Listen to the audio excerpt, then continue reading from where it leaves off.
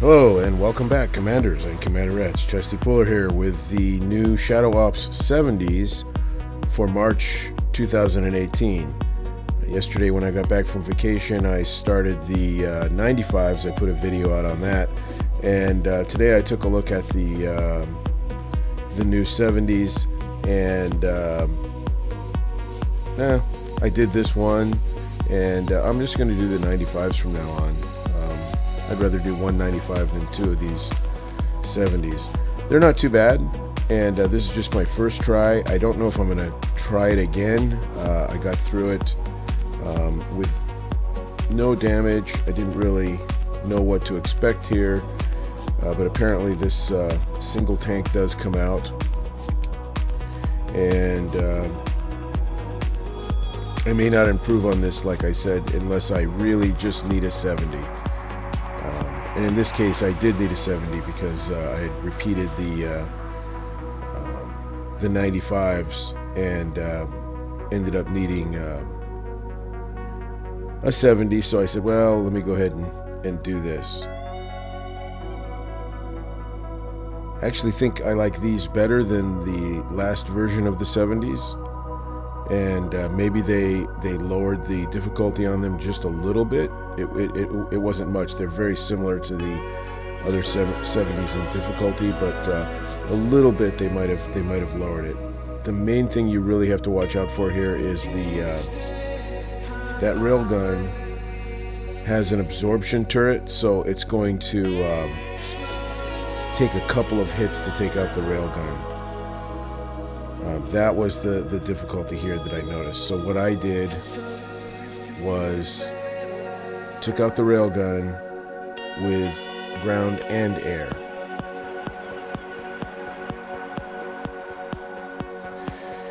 And as I said, it's my first attempt at these, and I did go back to my base a couple of times just to check my damage. It was really minor. If you've got caretakers, I was only taking a few seconds worth of damage on my caretakers here.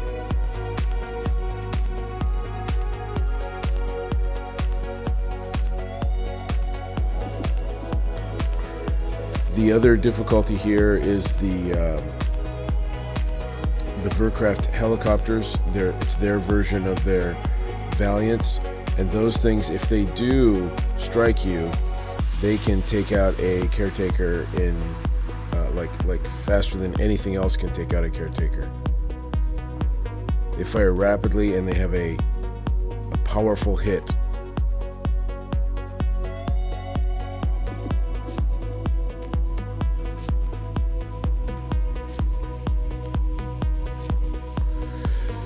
So to take care of those, once I cleared out the left side, I wanted to bring technicals in. It took me a second to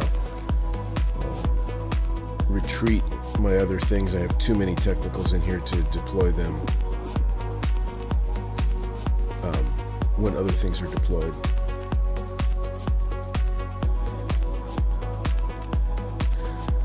A lot of these Vercraft helicopters, they're more aggressive than this. They come out when you get close to them. These didn't. These were on a set pattern. So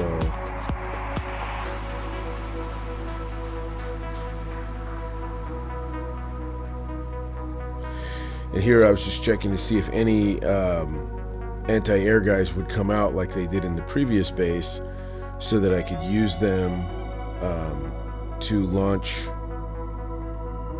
my Juggernaut rounds, but there was no anti-air guys. Set on aggressive anyway.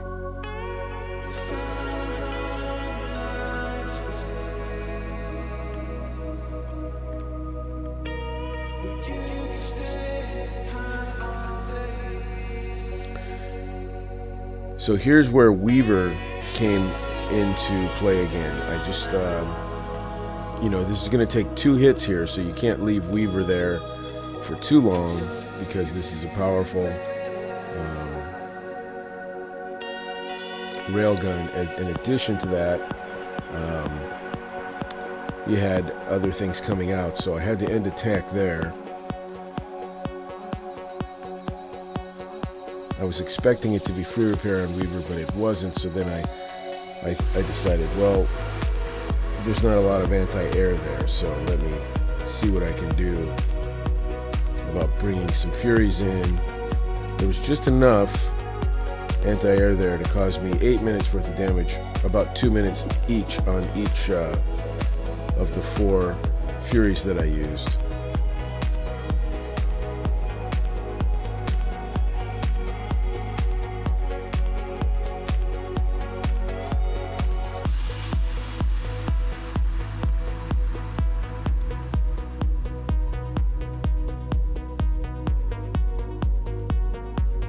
And here again, I wanted to take out the other Vercraft Valiant.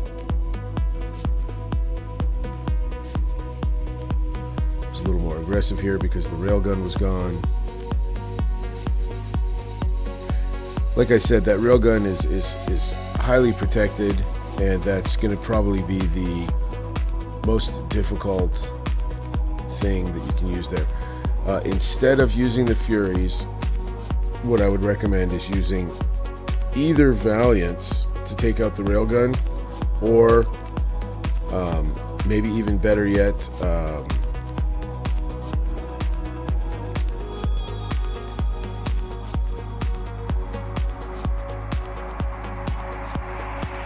what's the survivor helicopter called? Bone saws. I would use bone saws because they have armor and they cut through armor, so bone saws might work better than the Furies.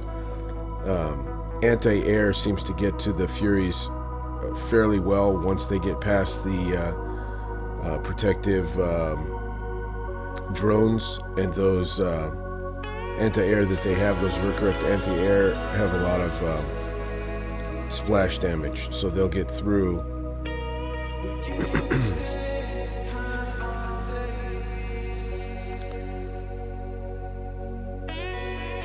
And damage the Furies. Once the front line is gone, there's no more antennas, so you can bring in your Dina. I don't know if this was necessary because I didn't check to see what was in those missile silos. However, I don't like those missile silos, and when it comes to my Jaggernaut.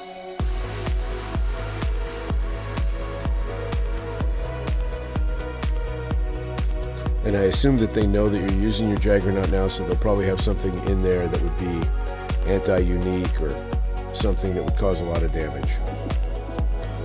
Even though you've got a Caretaker, because it's doing a lot of damage to the Jaggernaut, it will do more damage to the Caretaker as well.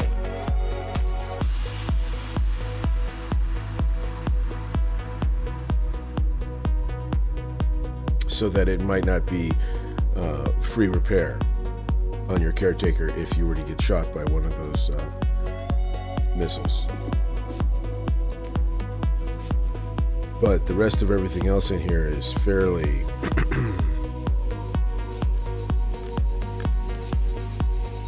non-malevolent, I would say. Notice how I keep trading out my Caretakers. That's just to ensure that if I did take some damage, it would be free repair.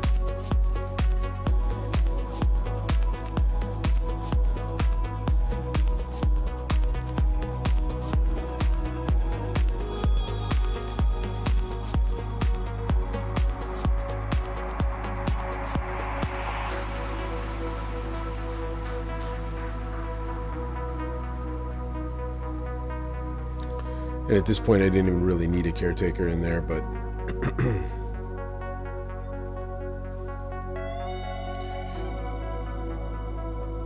just for practice, I brought it over.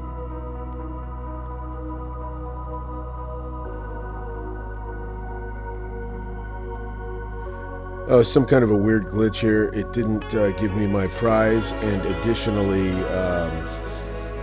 it didn't allow me to restart the shadow ops, but as soon as I ended the video, I actually did get my prize, and it did reset later to where I could redo shadow ops. Some kind of a lag glitch. I have a lot of lag issues.